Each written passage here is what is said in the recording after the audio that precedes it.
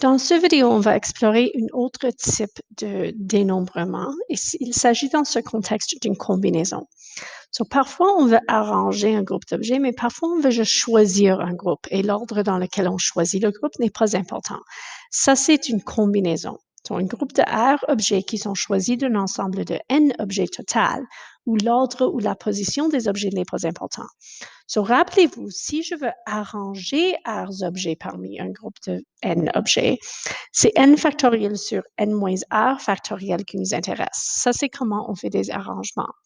Mais si l'ordre n'est pas important, on doit diviser par le nombre d'ordres possibles de ces R objets. C'est-à-dire, on prend le nombre de permutations possibles et on divise par R factoriel parce que ça, c'est tous les ordres différents de ces R objets. Donc, en total, quand on fait une combinaison, on finit avec N factoriel sur N moins R factoriel, R factoriel. Ça, c'est une combinaison. Disons qu'on a un groupe de 21 élèves et on veut choisir un comité de 6 élèves. L'ordre dans lequel je choisis ces élèves n'est pas important. Une fois qu'on est dans le comité, on est dans le comité.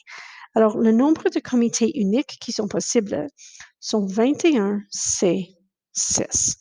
On peut calculer ceci dans sa calculatrice directement pour trouver que c'est 54 264. Mais si on considère qu'est-ce qui se passe dans la formule, on a 21 factoriel divisé par 15 factoriel. Ce sont les 15 élèves qu'on exclut.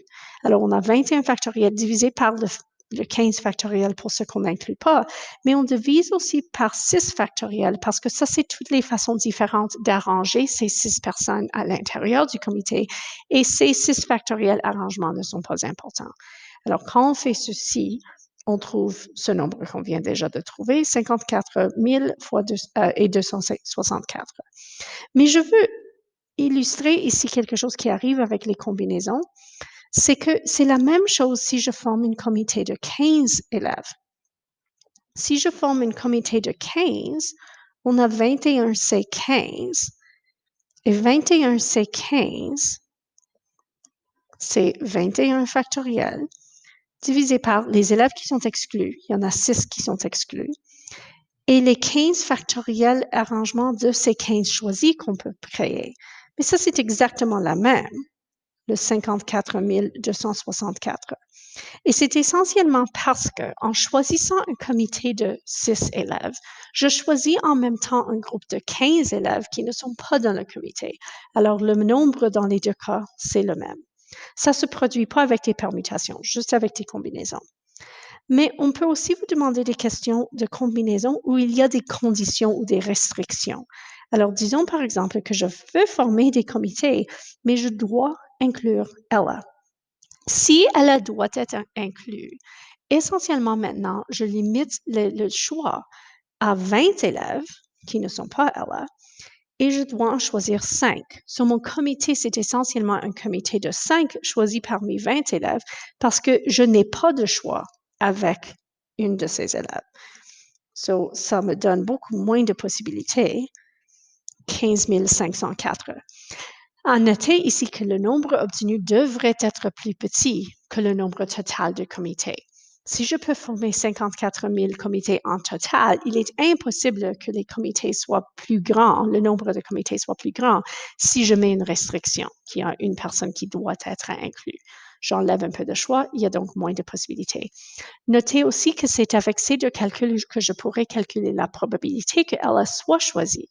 Si je veux savoir la probabilité qu'Ella devrait être inclue, je trouve le nombre de comités qui inclut Ella divisé par le nombre total de comités. On va revenir à ça plus tard. Si je veux mettre plus de conditions, je veux savoir combien de comités sont possibles si on doit inclure Pedram ou Raphaël, mais pas les deux. Quand vous avez des restrictions comme ceci, c'est un ou. Alors, il y aura une addition. Essentiellement, je choisis les comités qui incluent Pedram, mais pas Raphaël. Puis ensuite, je vais ajouter les comités qui incluent Raphaël, mais pas Pedram. Pour ceux qui incluent Pedram, mais pas Raphaël, je dois dire, OK, je n'ai que 5 places à choisir parce que la place de Pedram est déjà remplie. Mais je ne peux pas inclure Raphaël, alors ce n'est pas 20 choisis 5, c'est 19 choisis 5. Ces 19 sont tous les élèves qui ne sont ni Pedram ni Raphaël. Pas Pedram parce que je l'ai déjà inclus, pas Raphaël parce que je dois l'exclure. Exactement le même calcul dans l'autre direction. Combien de comités vont inclure Raphaël, mais pas Pedram? Well, il y a juste 5 places à remplir parce que je dois inclure Raphaël. Mais pour ces 5 places, je ne peux pas choisir Pedram, alors 19 possibilités.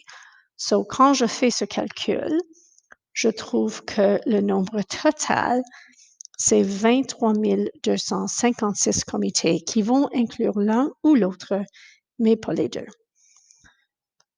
À part les comités, une application très, très commune des combinaisons, c'est avec les mains de cartes. Alors, à noter que dans un jeu de cartes standard, on a 52 cartes, dont 13 sont des cœurs et 13 sont des trèfles. Alors, on doit utiliser cette information pour répondre à cette question. Je vais juste colorier. So, si je veux que la main de 5 cartes inclut 2 cœurs et 3 trèfles, important à noter que ça, c'est tous les 5 cartes. Alors, il n'y a pas d'autres cartes à considérer. Mais il y a un « et ». Alors, c'est une multiplication. 2 cœurs, well, j'en ai 13. So, il y a 13 cœurs dont on veut en choisir 2. Et on veut, pour finir la main de cartes, choisir 3 trèfles parmi des 13 trèfles. Alors, le calcul total, c'est 13 C2 fois 13 C3. 13 C2, c'est 78. 13 C3, c'est 286. Et quand on multiplie les deux ensemble, on a un nombre total de mains de 22 308. Si vous êtes intéressé au nombre total de mains de cartes qui sont possibles, mains de 5 cartes, so disons que j'ai 52 cartes et je veux distribuer une main de 5 cartes, il y a donc 52 C5 mains de 5 cartes en total qui sont possibles.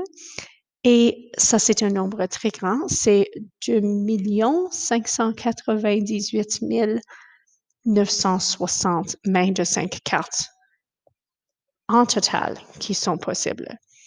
Ça vous donne une idée de probabilité si on trouve des mains qui sont très, très, très petites. Par exemple, si je veux savoir combien de mains vont contenir 4 rois, qui est une main très, qui vaut beaucoup en poker.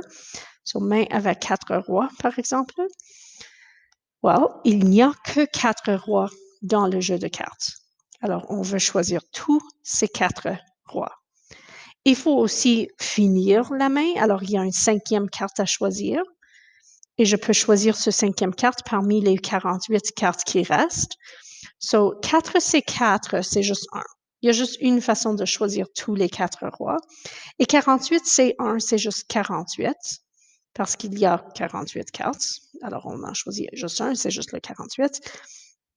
Et donc, il y a juste 48 mains totales sur une possibilité de 2,6 millions de mains qui vont contenir 4 rois. Alors, on peut voir pourquoi cette main vaut beaucoup en poker.